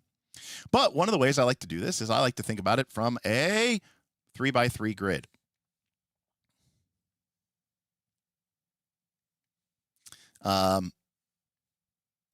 Where I think of, and again, you know, forgive me, but I've been playing D&D a long time. Where we think of good, neutral, evil, law, neutral, chaos. So we probably want, now we talked about before too that, and we don't have to decide this right now, but, you know, we talked about this idea of like minor factions, major factions. A minor faction is probably only going to exist on like one level. maybe 2. And a major faction might be, 3 or more levels of influence. And the party's going to have an opportunity to experience them over and over and over again. But don't kid yourself here. Some of these dungeon levels, these are much bigger than the dungeons that most people are used to. When they have 30, 40, 50 rooms, it could take a party months just to potentially get through a single level. So for our first level, and part of that, by the way, is that as the dungeons get deeper, you kind of want to introduce less and less factions because you're running out of time to complete it, and you don't want to add too much at the end of the show. But also realize it's totally fine for a faction to have to exist on level 1 and not really have a whole lot of influence or impact on level 1. So so for level 1, I like to think about our factions in terms of where they would be on this grid. Now, obviously, anything that is quote unquote good, right, is going to potentially be an ally for our party members, and is going to be able to help them, deal with their problems. On the other hand, if things are too good, what does the party need to be? We don't want it to be too easy for the party. The other reason I like to think about it in terms of this grid of lawful, neutral, chaos, good, neutral, evil, is it allows the players to very quickly understand. Like that way, you don't get like factions. You want them to not only look different, you want them to act different, you want them to feel different. And one of the easiest ways to do it from my brain, because again, I'm still very alignment coded, even if you don't actually use alignment, even though Shadowdark technically does, it uses law, neutral, and chaos, but we can add in, evil and stuff like that. Is this idea of making sure things feel differently from an alignment perspective. So let's think about this real quick. Now, I want to start with one that I like to go with. So I am going to, again, I'm going to kind of avoid good too much here. So I'm going to start with a lawful neutral faction. And we can give them a name and stuff like that later. But this is going to be sort of I'm going to say that they're mercenaries, which isn't to say that they're like literally mercenaries, but they are here for the money. And what I'm imagining here is, well, I don't think we're going to have the Ember Sigil be a presence on level 1. Ember Sigil is sort of I want to save them for later. So I want the lawful neutral to sort of be like basically kind of they're good guys, but only if you pay them. Maybe they're not lawful then. I don't know. Maybe that's the wrong alignment. I want them to be very materialistic. They're very, they kind of borderline lawful evil is kind of what I'm going for here. Like they're not going to help you, but they're like, their word is their bond. They're very, like a sellsword, like a hired gun. And, they'll kind of work with anybody as long as, you follow the rules and you follow the law, respect the rules of that respected. So I like this idea that there's this group that kind of, because remember, the idea I have in most Megadungeons is, they're mercenaries. They're, what are they called in like fantasy movies? A mercenary company. That's the word I was looking for. But this idea that the town that is sort of cropped up around it, right? Shadowdark, there's almost like an industry of tourists, if you will, of adventurers who come, scholars and treasure seekers who come looking in the ruins. And these are kind of like professional tour guides, for lack of a better word. They obviously have their own interests in stake, but this is a cool way to tie the dungeon to the town and to give players something to interact with that isn't just literally in the dungeon. But these are sort of people who maintain, they have knowledge, they have maps, they have, they know some of the secrets because they've been operating in and around this area for a long time. But they're not here to save the day. They're here to make money. So this is kind of, again, as an idea of, this core constituency. Now, that being said, I do like the idea of quote unquote, of sort of a so that's our one faction. Now, somebody mentioned ghosts, and I like this idea. And I want to make our ghosts, I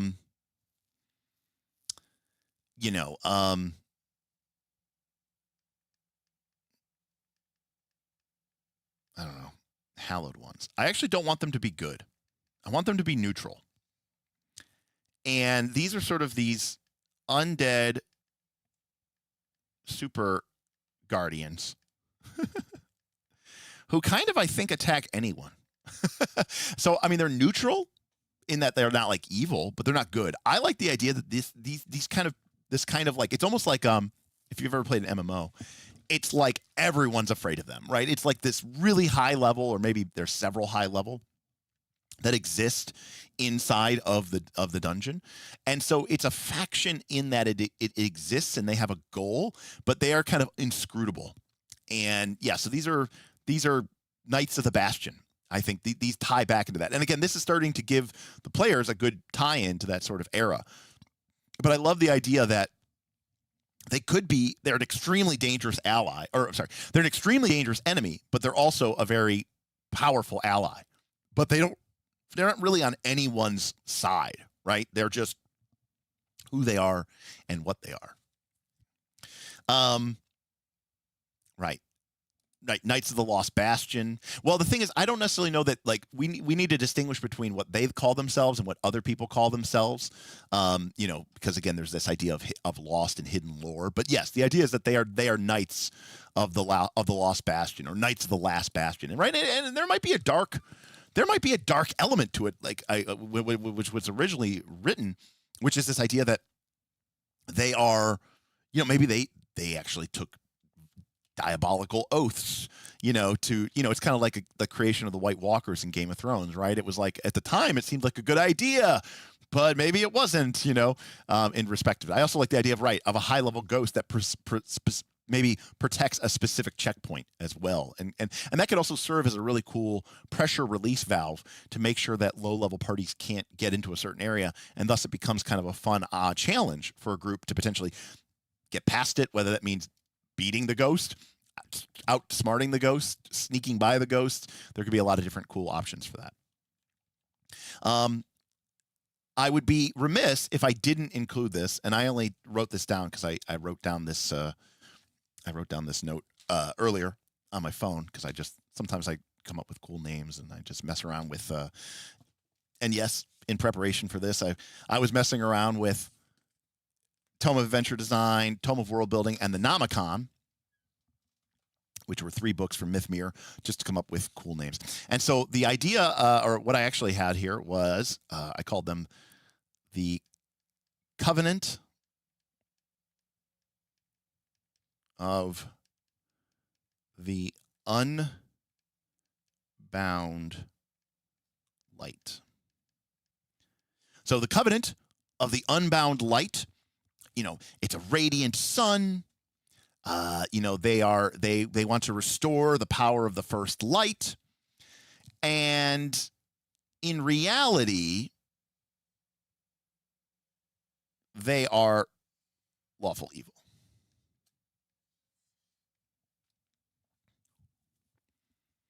So they basically want to break the seals, and they want to release the darkness, or the power within. Now, the reason why I say that they're actually lawful evil is because maybe they themselves don't know, right? They could conceive themselves as being these fanatical worshipers, these sort of zealots who believe that the divine power, right, that was given to us by the gods was wrongfully imprisoned in the depths, right? And they harken back to the great ages of Illumination when the great creators walked the earth and miracles were made. They maybe they mistakenly believe this, or maybe their lay followers think this, but the higher ups know the truth, right? There's kind of a, they know the power of they have the secret texts, the heretical texts. But I love playing this, this juxtaposition of faith against itself, that the good guys are the bad guys, or in that respect, and they could be, again, a very powerful ally, or they could be a very powerful enemy. It's unlikely that their goals are going to directly line up with the party, but when they do, they could potentially be a very powerful ally, until the party maybe figures out what they really want. Or maybe the party figures out what they're trying to do is actually really bad, and so they need to stop it, right? Originally they were lined up, but now they're stopped about it. Okay, so that we have that. Cool. So I want to, do we want to have like a dwarven faction that's trying to reclaim what they believe is their rightful inheritance? I would say no, not here, because these weren't made by the dwarves. These halls, this area was not made by the dwarf. I think introducing that later on, when we get down to the dwarven levels, could be a really cool thing to do. But right now, I really want to focus on the sort of, it's the surface. It's, it's interacting with that element of the past, and it's interacting with the town, which is where you kind of have the mercenary group. But yeah, no, I think that's a great way to do it for sure.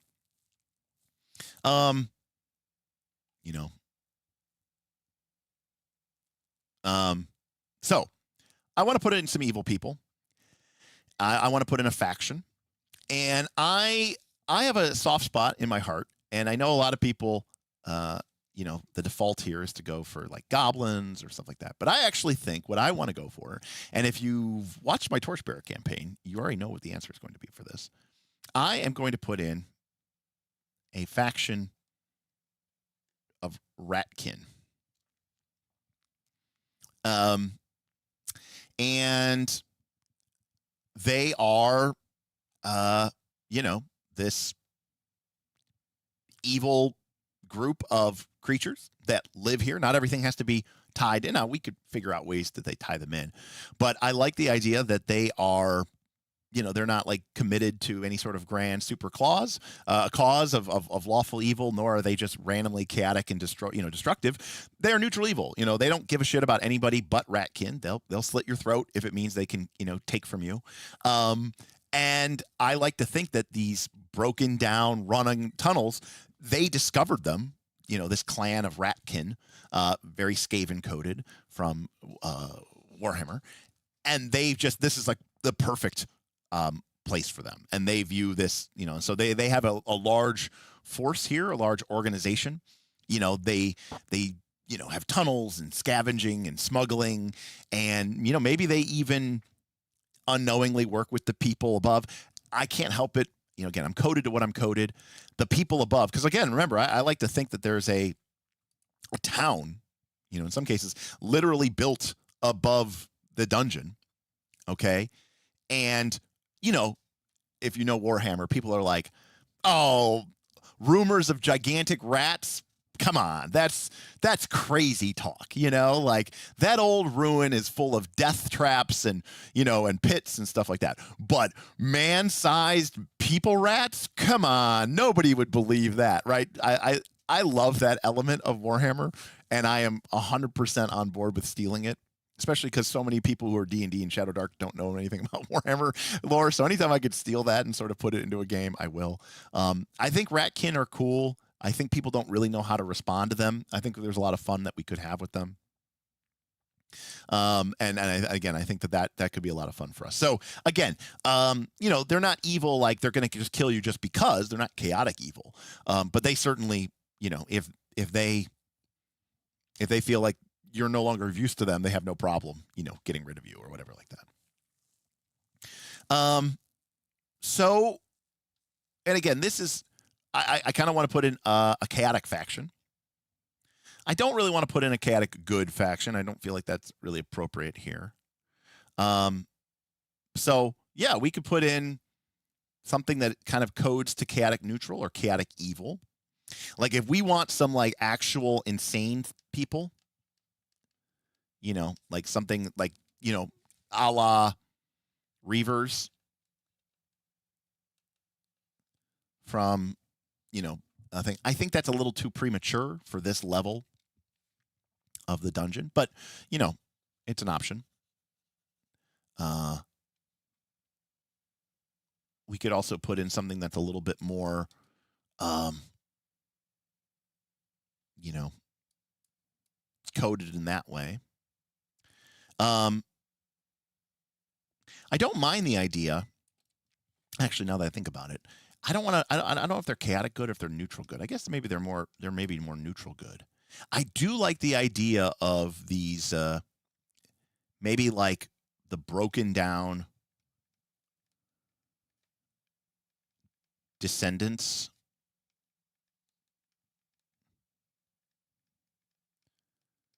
of the bastion. So it's almost like, you know, they're like, it's like an old VA club, you know, like obviously like they themselves haven't ever defended it, but maybe there's like a remnant of the organization that still sort of resides, and this could just be a good quest giver, right? And they actually may be more of a town faction than a, you know, like a level 1 faction. And I just like the idea that, like, you know, I'm just imagining that they have like this really rundown bar and there's a bunch of people and they spend a lot of time talking about, like, you know, their ancestors and, you know, and how like they carry the tradition, but now there's only, you know, a small handful of them. And but they could be a really kind of, you know, useful way. Again, I really want to sell this idea of sort of decay and, you know, of collapse and stuff like that. Jorlson says perhaps a faction that's more related to the top side, like an underground rebel army. Yeah, exactly. Descendants that still follow the oath, but with no backing or real resources. Which is why I like the idea of them as almost neutral good or chaotic good, because like they're not structured in any sort of real way anymore. They're sort of just broken down and kind of sad in that respect. But yeah, I don't necessarily, I don't want to go too much with the top side because again, I want the focus to be, you know, on the dungeon in that respect.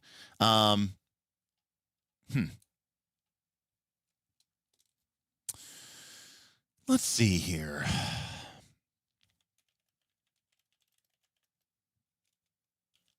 Anybody have any I don't think I want to spring undead. I mean, because we have the ghosts, but I don't think I want to do undead just yet. I want to save undead more for like lower levels, Pale Court, that type of stuff.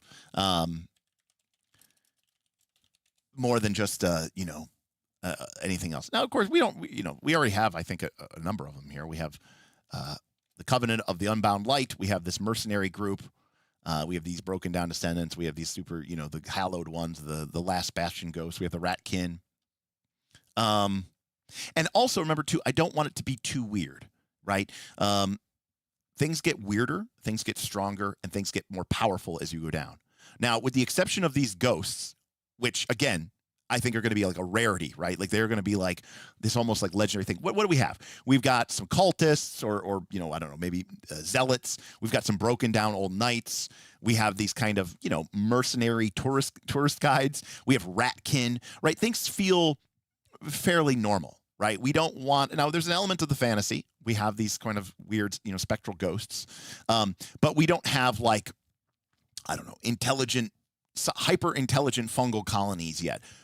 Will we maybe have hyper intelligent fungal colonies? Sure, maybe later on, right? Because things get deeper, things get weirder, things get darker, things get more magical, things get stranger, and so we can really kind of, you know, sort of break down from there. So yeah, I think for right now, I think we can probably stick for this, and I think this is, you know, kind of, yeah, we could go with the radioactive leshies, and these are kind of our first 5 factions.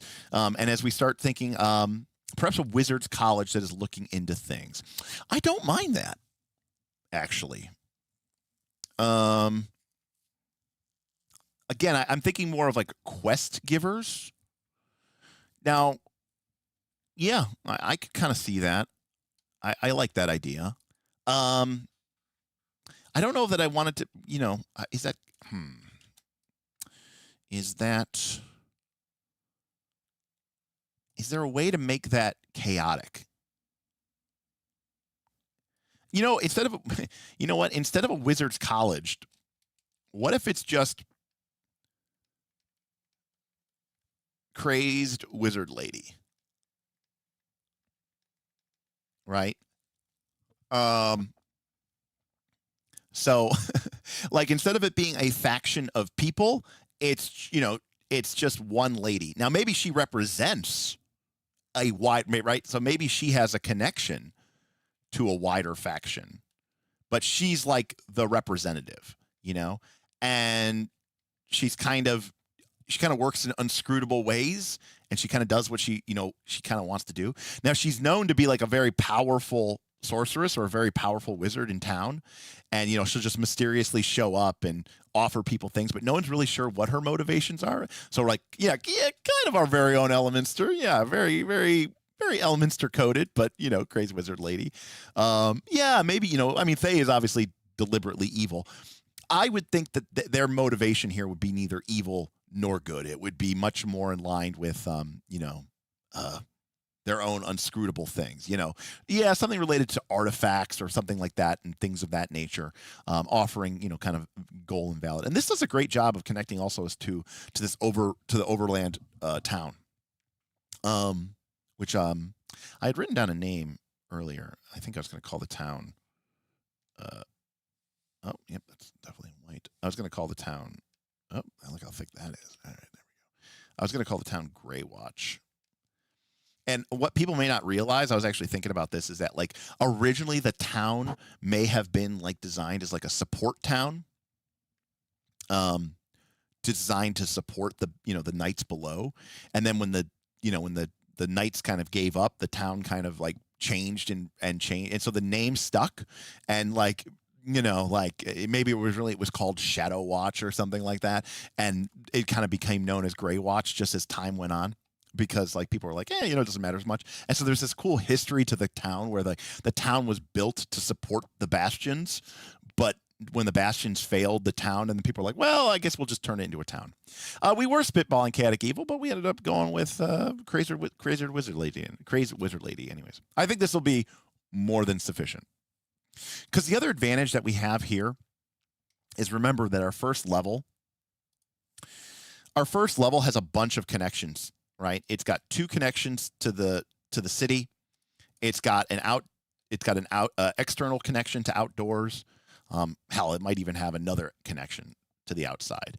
So that means that it's really easy on the first level to just create non-aligned threats, just because you're so close to the surface that anybody could use them. So when we think about level 1, remember we talked about that one of the surfaces, like the hard creature, this might be like an owlbear, right? It's not really a faction. It's just its own thing. You might have a group of bandits here. They're not really a faction. They're just a group of bandits, right? Who make their home in the dungeon, and they might be an encounter or 2. It's not necessarily an entire, faction-based thing. Because it's level 1, it's a lot easier to just kind of drop these random things into the dungeon. It's a lot harder to drop random bandits into level 7 of the Shadowdeep Megadungeon ancient lores of time. Now, at the same time, someone mentioned like a faction of dwarves. So when we get to level 5, which might have been like the grand hall of the dwarves, right? That's where you might encounter a dwarven expeditionary force, and they represent, they've been sent here by, the Thane King under the mountain, to reclaim, the ancestry, the heritage of their people, the legacy of their people. And that makes sense why they would be down here, because they're very much tied to the history. Random humanoids being down on level 5 becomes less and less common. In fact, I think from the description of our dungeon, I would say levels 1 through 4 are going to potentially have, more elements that can be connected to the surface, just because there's not only literally connections to the surface, but because it's still fairly easy to get down there. Once you get down to level 5, 6, 7, things start getting a lot harder and more tricky. Dimension jumping bandits at level 5 sounds awesome. I mean, anything's possible. That's what's cool about D&D. So that is some of our initial eras and lore. And obviously there's a lot of work to fill this stuff out, but again, we're not literally building the entire dungeon here. That would be what, if I ever wanted to kickstart this and I wanted to spend many hundreds of hours detailing all this out, that's what we would do here. But what I'm trying to do here is just show you through my process about how I would do this. And again, I use this for creating factions. I use this for creating adversaries. Again, to give them sort of a different feel and a different possession. And again, some of these factions may only exist on level 1. The hallowed ones may only exist on level 1. The ratkin may only exist on level 1. But the Covenant of the Unbound Light may continue into levels 1, 2, and 3 as we sort of move deeper and deeper down. And then new factions will become aware as well. So not every faction needs to exist for the entire duration of the campaign. It's not like the party's going to be juggling 17 factions by the end of the game. So, and again, I also don't expect the party's going to necessarily interact with every single one of these factions. They may decide, hey, I don't really have much to say here, and we never really dealt with the Covenant much, and that's great. Then as a GM, you can go ahead and say, okay, the Covenant of the Unbound Light had these plans. Now you could use something as formal as a clock, where when the group takes a significant downtime, you tick their clock, and you can play your own home GM game, right, where you sit there and you're like, okay, okay, the Covenant is they're going to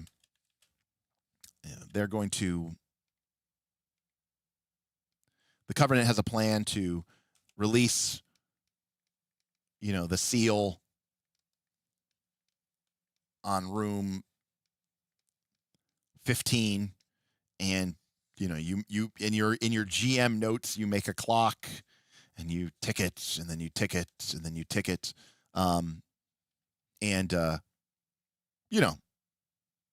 you could be as formal as that, or you could just use it to inform your decisions and just decide, hey, I feel like fictionally, it's fictionally appropriate that they would have the party didn't really do anything to them. Nobody was messing with them. The group spent several weeks, messing with the ratkin and doing stuff for the doing stuff for the crazed wizard lady. Yeah, you know what? They've succeeded, and they've opened that goal up. Tipped $15. Hey. Looks like Thaddeus' advertisement for Shadowdeep worked. Now I have to put the Daggerheart adversaries VOD on pause. Smile. Hey, thanks, Lawful Chaotic Neutral. Really appreciate it. Thank you again for that really nice message you sent over to me the other day. Appreciate you stopping by. Yeah, some strange carryover from our Daggerheart stream when we're talking about this grid. But thank you, Lawful Chaotic Neutral. That's very, very sweet of you. Very nice of you. Thank you. Do you really need a faction for every space on the grid on every level? Hell no, Zen Bullet. That would be insane. I'm not going to make a space. I'm not going to make a. I usually want to have 3 to 5, and then eventually like 2 to 3, and then like 1 to 2. Because again, as you get down deeper, like you need less and less and less. And some of these factions might, cover multiple levels. But when you're just starting out, remember, some of these are more like town factions. The crazed wizard lady, the broken down descendants of the bastion. These are more like the lawful neutral mercenary people. These are more like, even the Covenant is really, these are really more like town factions. They're just going to be busy on level 1 and into the greater deep of the dungeons. In terms of like a dungeon faction, we're really talking about the ratkin here. I mean, someone else could do this and be completely different. You could focus on a power struggle between goblins and kobolds, and they're battling for control of the dungeon, right? You could do that. We could have done that. So. And again, too, there's always an opportunity to sort of tie things into it. I mentioned before that I envision the ratkin as sort of just showing up, and they don't have any sort of deep and abiding tie to it. But right, if you watch my Torchbearer game randomly, because somebody made a check and they one of my players came up with this, but we made the decision, we made the discovery that again it was a player thing, that the ratkin that inhabited the halls of foundation were actually the sort of twisted remains of halflings who had been warped over the centuries by being in the dungeon or something like that. I don't exactly remember what it was, but maybe the ratkin do have a greater tie into the greater lore, and maybe they are some sort of twisted original denizens who've been sort of corrupted and changed over time. Who knows? Maybe the ratkin are actually what became of the ancestors, the original people from, all the way back in millennia ago, and thousands of years of living in the dungeon has sort of, twisted and shaped them into, they lost height and they became more rodent-like, and they became these sort of, rat-like creatures, Exactly. That's exactly right, Charleston. That's exactly what I was saying. So, like, in a weird way, you get this deep cut insight, but you don't even understand what you're really understanding yet, and maybe later on, much later on, you realize that the ratkin that you were fucking with on level 1 were actually, the secrets, the secret inheritors of the whole dungeon, and that could be fun, when you start taking elements and lore and you start connecting them across the levels. Again, you want your players to sort of start being able to put together the puzzle pieces, and you have to be careful with giving them too many puzzle pieces on level 1, So is the radiative metal warpstone? I mean, I didn't think about that or plan for that, but it's kind of become warpstone. So yeah, I mean, again, good artists steal, good artists create, great artists steal, and Derek does so very blatantly. I like taking elements from my favorite, elements of fan fiction. I put my own spin on things, but I ultimately just try to make things that people are going to resonate with, and I don't want things to be, too strange. So, anyways, well, look at that. 2 hours. We created 9 eras. We created our first group of factions. Obviously, there's more work to be done in terms of sort of building it out. But the next step would be now to actually go in and use those factions to build up our encounters and decide which encounters and which rooms are connected to those factions, and start eventually creating NPCs and town, builders and stuff like that, and populating those rooms and encounters, and then start to actually, do the business of creating elements. Now, like, what goes in what goes in what room, like when it says there's a monster, there's a creature in this room. Okay, well, what is it? Is it a spider? Now, again, level 1 of a dungeon, you can get away with a lot of easy stuff, because you can just say, hey, I'm going to stick a couple of snake swarms in level 1, right? There might be a reason. There could be skeletons in one room of level 1. Doesn't mean there has to be no undead. It just means there's no undead faction, right? Omnisitode tips Hey, $10. thanks, Tom Understood. Love the Megadungeon streams. This is super inspiring to follow along with. Awesome. Thank you, Omniscient. I appreciate it. Yeah, I mean, I've said it before. I've said it again. I feel like, the Shadowdark is amazing, and I love that it's really brought people, into that kind of old school style of play. The nature of this game, I think, is very well suited to a dungeon style game, because it doesn't have the insane power spike that you get in some other games, because it has literally a treasure-based XP model, or it uses random encounters and the importance of torchlight. So everything that's in this book is really well designed. I mean, and so is original D&D, to be clear. But this has a much more popular modern audience, which is why this is so fun, fantastic, and fun.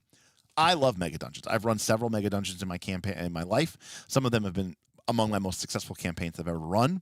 And if I was ever going to design something that wasn't, an update to an existing game or something like that, and get it, actually published and created, I think it would be something like this. Now, obviously, unfortunately, this is a massive, this is a massive Herculean task, right? Creating a mega dungeon, creating something in the neighborhood of at least 300, 400, 500 rooms, the maps, the connections, the items, the NPCs, the factions, the tables, all that stuff. I mean, that is a lot of work. I mean, it's a tremendous amount of work. I mean, you're talking about, and that's for a normal person. For someone like me, it's somehow even more. But I think it would be really cool, and I think it'd be a lot of fun. I don't know how many people would be interested in buying it. Maybe if we converted it to 5th edition, we could actually sell a couple copies. We'd write it for Shadowdark, and then of course we'd have to do a 5th edition conversion. And to be clear, I think 5th edition works pretty well as a Megadungeon. It's got relatively flat math. Obviously, the hit points go to the sky, go to the moon, and there's problems with builds. Being able to quote unquote break the game. There's nothing you can really build in this game. Hell, when you level up, it's a random roll. And unfortunately, if the party members get too powerful too quickly, it can kind of ruin the mystique of the game because you can just, kind of just face roll everything. And once you can face roll everything, it kind of loses, some of its charm. Thank you, Francois. Francois tipped $5. This stream is interesting even if I'm not interested in Shadowdark. Yeah, I mean, Francois, the principles that I'm talking about should theoretically apply to any Megadungeon. I don't even think we've talked about Shadowdark really in this respect. Zen Bullet says, yay this. Yeah, I mean, Zen Bullet, I would love to be able to do that. It's a huge amount of effort. And, the problem, we've talked about this before, but the problem is that it's not in my nature to say like, hey guys, for the next 10 months, I'm only going to work on this project. And sorry, I'm not going to be talking about anything else. And my streams are going to basically cut down to nothing because I'm going to only be working on this Megadungeon. That may or may not, I could spend a year working on this thing and try to kickstart it and try to get it printed and published, and I might make, $10,000. The alternative is I don't just work on this, in which case it'll take forever, right? So alternatively, I could kickstart it and, try to make money off of it, but then I hate the idea of doing a Kickstarter for something that isn't finished yet, or at least mostly finished, right? Anyway, that's why it's really tough. I learned recently that a lot of content creators who make videos actually spend like a week or two, and then they make like 3 months of videos, which is 12 videos. And those videos are 10, 15-minute long. But they spend like 2 weeks working on that. And then they basically take 3 months off. And they use that 3 months off, maybe, to kick it. But they also use that 3 months to, network and, try to get sponsorships for their channel, or, if they are doing Kickstarter type stuff, they're using that. In some cases, they might be individually creating it, but they also sometimes might be, just be acting more as a project manager, hiring writers, hiring artists. And all of that's great. That's cool. But that model doesn't work for me because I do live streams. I interact with my patrons every single day. And it's another thing that a lot of content creators don't do is they never talk to their patron supporters. I'm literally talking to mine, 3-4 hours plus a day. So unfortunately, the whole let me just get a bunch of videos in the hopper and then go work on something, and then I still am producing content because you're still getting one 15-minute video a week. We're coming up on our 5-year anniversary, and if I did a scrape of our content, we have produced as much in 5 years as a typical TTRPG channel would produce in 300. So there's no doubt that we have produced a lot of content, and it does take a lot of time. So, for sure. I'm considering next year running Halls of Arden Vol in Worlds Without Number. Or some other OSR system that has more meat than OSE. Well, I'm curious why. What do you mean by more meat than OSE? I mean, OSE, to be fair, Old School Essentials is basic D&D, so it's not a lot of meat. Halls of Arden Vol, I own it. It is a very big dungeon. I cannot speak to its quality, though, because I've not really dug into it. I've looked at the maps. Some of the maps are okay. Some of the maps are awesome. Some of the maps are just okay. But a lot of Megadungeons get lazy and they get later into the dungeons and they just create these like big, like, oh, it's a big city. And they stop like making it into a dungeon. But anyways, I've not gone through all the encounters. I'd be shocked if they were, if the quality stayed high, just because it's really, really long. Ooh, could I convert it to Daggerheart? Yikes, I don't know about that. I mean, it is 10 levels, right? Oh, okay, well, there's a sponsorship for Ardenville. Again, I bought it. I was on sale one time, and I was like, okay, I'll finally buy it. To be clear, I bought the PDF. I didn't buy the physical print book. You know. No, the variety of my channel is both my greatest strength and my greatest weakness. The variety of my channel means that there is a random chance that I'm going to be talking about something that you completely don't care about. If I decide to do a super hype deep dive on Draw Steel, because God knows Matt Colville isn't talking about Draw Steel, neither is anybody else apparently. Great if you love Draw Steel, but if you don't love Draw Steel, then that's not going to help you, right? And we can talk about some of these generic GMing topics, which are great and very practical, but they tend to be very high level. They don't get into the nitty gritty like we would if we were specifically talking about, say, Pathfinder 2 or Daggerheart. So some people find that not as interesting, or it might be about a process like dungeon design, and you go, I hate dungeons. I have no, I don't want to talk about anything about dungeons. So variety has allowed me to attract a much larger audience than I otherwise would. But it also means that creating content that I can be relatively sure the majority, and by that I mean even 51% of my audience will enjoy, is difficult. But if you are not a subscriber, please subscribe. We are 15 subs away from 15,000, and a long time ago, our ultimate goal was to get to 15K. I know that there's people out there with their silver play buttons at 100,000, but let's call it even. We're never getting to 100,000. That's just not in the cards for a channel like us, especially since we don't focus on D&D. But it'd be cool to get to 15 and maybe one day to get to 25. That would be like, years from now. But 5 years, 15K. I know that there are channels that got 15K in the first 3 months of their channel being created, simply because they focused on D&D. But that's not us. But I would appreciate it if you're not a subscriber to subscribe, because it'd be cool to get to 15K this week.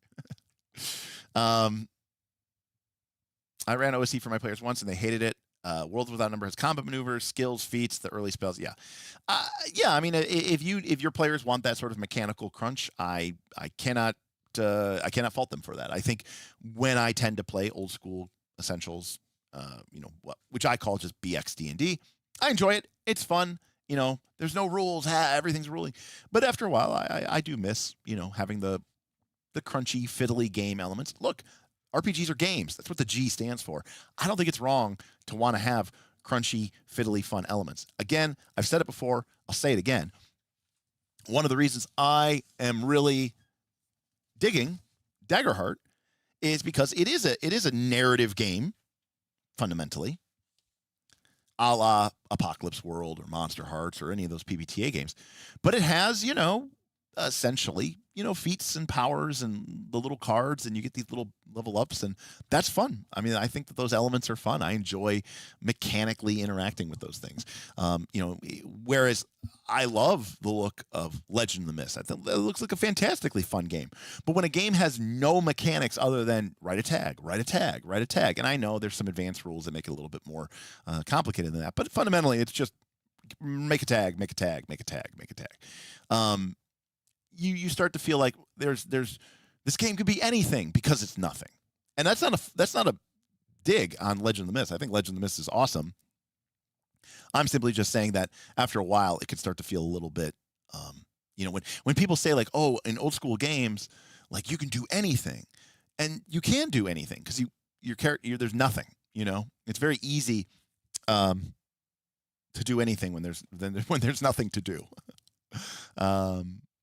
My players have told me that leveling up in Daggerheart was way more interesting than in Dungeon World. I assume you mean by Dungeon World. Yeah. I mean, leveling up in Dungeon World, you get a new move, but, in Daggerheart, you get a new card. It's shiny. You get a new power. You get to swap. You get to 2 advancement check boxes. I mean, leveling is a very subjective thing. Some people love it. Some people hate it. Some people need to do it all the time. Other people don't need to do it. I mean, Dungeon World has some weird, right? Dungeon World itself exists in a weird aura, in a weird place, because it's incorporating these D&D style elements that can sometimes feel out of place in a PBTA framework. So, yeah, it's kind of when everything is a tag, nobody is special syndrome. Kind of. Yeah, kind of. It's kind of what it is. All right, folks. Well, that's going to do it for our Sunday stream, which we did today as a special sort of come over. Again, I appreciate you guys sticking with me today. Had fun. Thank you so much, everybody who, again, I threw some goals out there, not even expecting to get any tips, but it was really cool that we had a bunch of people show up and drop some coin for their Witcher. Thank you, Francois, Zen Bullet, Omniscitoad, Lawful Chaotic Neutral, Junderlin, Cannibal, Thaddeus, and Goblins and Androids. I appreciate you guys showing some support and love for Shadowdark. And for Shadowdeep, again, you may not like this, but I mean, full disclosure, if I ever made a fucking dungeon out of this concept, out of this project, I would convert it to 5th edition D&D. I mean, I'd want people to play it. I'm not saying that nobody plays this, but let's call a spade a spade. D&D has a lot of people playing it, and there's no reason why you couldn't use 5th edition D&D to play a mega dungeon.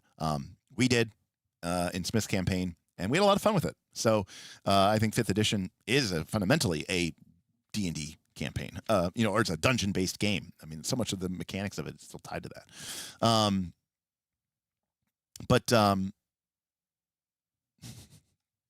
See you all back at the beginning of the VOD if you came in late like me. So we're going to be, my goal, by the way, this week, for those of you who don't know, Thursdays, I think, going forward, mostly, and I don't want to pin myself in, are going to be First Look Thursdays.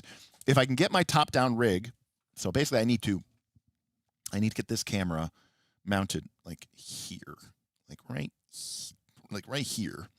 And if we get that done on Thursday, we're going to be taking a look at Nimble. We're going to do an unboxing of this bad boy. Take a look at the mechanics, the box, the quality, and we're going to try some new stuff with physical products. We'll still probably bust out the PDFs for super ease of use, so everybody can see what's going on. But Thursdays are Critical Role Thursdays now the campaign 4 started, and I don't really want to compete against Critical Role. And so first looks tend to be the people who like Critical Role tend to be people who may not want to look at brand new RPGs as much. So I don't feel like I'm cannibalizing my audience there. But generally speaking, I want to try to do 3 streams a week. I want to do a first look. I want to do a stream on something, for lack of a better word, I'm going to call it popular. Whether that's Daggerheart or Pathfinder 2 or I guess you could say Draw Steel. I actually don't know how popular it is right now, but something probably not D&D ever. But I did buy that new Heroes the Borderlands box set, and I'd love to do it once I get my top-down rig. We could do an unboxing on that. So we'll do like 1 stream a week on something popular, and that's basically, don't get me wrong, if it's something like Daggerheart, Derek fucking loves that, and I'm more than jazzed to talk about that. But to be clear, for lack of a better word, it's the paying the bills stream. I love talking about, I don't know. I love talking about free market. I would do another stream about free market. But, the truth of the matter is, when I was working and I had a job, I could do a stream about free market and make $5 or $10. And it didn't matter, because I had my paycheck and I was getting paid. Now that my channel has to also pay my bills and my mortgage and my grocery bill and my insurance and my medical coverages, I do have to kind of, I don't want to sacrifice. I don't want to sell my soul, to the WotC gods just to make a buck. But I do need to sort of occasionally do streams that are popular. So 1 stream a week, we'll do something popular. 1 stream a week, we'll do a first look. And then 1 stream a week will be kind of, a grab bag. It could be Shadowdark or Shadowdeep. It could be, random GM tips, things that will help you make you a better GM. The stuff that's really unpopular and doesn't get a lot of views. Because unfortunately, I do need exposure. That's how people find our channel. And by finding our channel, maybe they discover that they like our community, they like our shebang, and then they might end up tipping, or they might end up joining the Patreon, and that's how I can kind of build this. At the same time, it would be a lot easier for me to just focus on one game that's really hyper popular. Maybe it's called Dungeons and Dragons, and I could do a lot of stuff that way. But I would lose a lot of my audience, and I'd pick up a new audience that, quite frankly, I don't know if is a good audience, and then I had to start playing the algorithm game, and all of that honestly sounds so horrible. I think I would rather just, do the fucking brutal work of trying to find a job right now. And to be clear, if I was in a deep enough situation, I am very happy that I don't have to be job searching right now because I have a couple of friends who are in the same field as I am. And it's a struggle right out there, right? People are not hiring. The people who are hiring aren't doing remote work, and they're definitely not located near me. So now that would potentially involve me moving across the country, and I definitely don't want to do that. So, are there any Cleveland-based locations that are hiring my kind of field and paying a good? No. So it would be rough going for me right now. So I'm happy to continue to work this way, but I do need to sort of make some. Unfortunately, I do have to make some. And again, I say unfortunate, like I'm mad that I have to talk about Daggerheart. In fact, minor spoiler alert, but it's not spoiler. It's not tea. It's whatever. But when I was at a birthday party at Gen Con, I was at a creator's birthday party, and there was a predominantly 5e content creator there. There was a bunch of content creators there, and one of the 5e. So they were talking or something like that, and I was talking to Trevor from Me, Myself, and Die, and he actually talked about this encounter. But we were talking about a conversation about this, and this other 5e, predominantly they're a 5e content creator. They came over, and basically somebody said and they're like, "Oh, well, what have you?" I said, "Oh, I've been doing a lot of Daggerheart streams," and they said, "Oh, I'm sorry," or like, "I feel bad for you. I'm sorry for you," and I was like, "Why? That game is awesome," and they were like very. Almost confused that I liked the game. And that I would be, because it almost felt like he felt like, oh, it's so bad that you have to talk about that game right now. And I was like, no, I'm not mad about talking about that game. But I also understand that not everybody, here wants to hear endlessly about, the popular games that might give me views. Anyways, long story short, that's what we're going to look. 3 streams a week, one first look. Something quote unquote popular, something not as popular. When will we play Final Fantasy Tactics? When I buy it and start playing it. I do want to play it. I mean, I again, it's been 28 years since I played the game. Oh my god, it's so old. And I'd love to play it again and see what's changed and what I remember, and hopefully my party is as bad and terrible as it was the first time I played when I was like 16 years old, and that would be a lot of fun. Which part, Zen Bullet? Which part sounds? Here's the thing. I enjoy this. My model is in some ways the envy of every content creator out there. I do what I want, and I have a huge outsized Patreon. That is awesome. You all make this way more fun for me than it could ever possibly be. I don't think being a 5e streamer would be bad if you really loved 5e. But what I've gathered is that a lot of the people who've been talking about this game for years, maybe they even started off as very passionate about it. I feel like they're like, I'm so sick of this fucking game. And rightfully so. If I only could talk about Daggerheart or Shadowdark or whatever, I'd get bored of it too. In fact, you guys kind of saw that on the stream. When we started this channel, I was really into Pathfinder 2. It was a newer game, just come out. I wanted to play it. I wanted to talk about it. I wanted to teach my friends about it. And we did. And so I talked about it a lot on channel, and our channel grew. But then people literally saw in real time as Derek, who always had a huge collection of RPGs, was like, oh, and something new and shiny. In fact, Pathfinder 2, if anything, was outperformed because I was really into it for nearly over 2 years. But by the time we, got to 2022, I was like, oh, there's a lot of other cool games, and I still really like those, and new cool games are coming out all the time, and there's old games that I like as well. So, in that respect, people got if anything, it got way longer than it ever normally would have or should have. All right, everybody, that's going to do it for me. I am off to play some racquetball, so we'll be back, I think, tomorrow. But of course, we'd love to see you on the Patreon, patreon.com/nicelastcall. Otherwise, I'd love for you to subscribe, like, maybe get this video a little bit of a bump. The more people who see it, maybe you discover that the Night's Last Call for you. We'd love to have you be part of our community, join some of our community games, our constant community discussions, not just with me, I'm a chump, but with the Knights of Last Call themselves, our 500 plus strong community of really awesome gamers, GMs, players. It's a fabulous bunch that covers a wide variety. They're very respectful. There's a lot of great discussions and arguments and debates, but it's all done very, very, very maturely, and I think that's a rarity in this day and age. So I appreciate all of you. I appreciate all of them, and we'll see you next time on Knights of Last Call. Good night, everybody. Peace.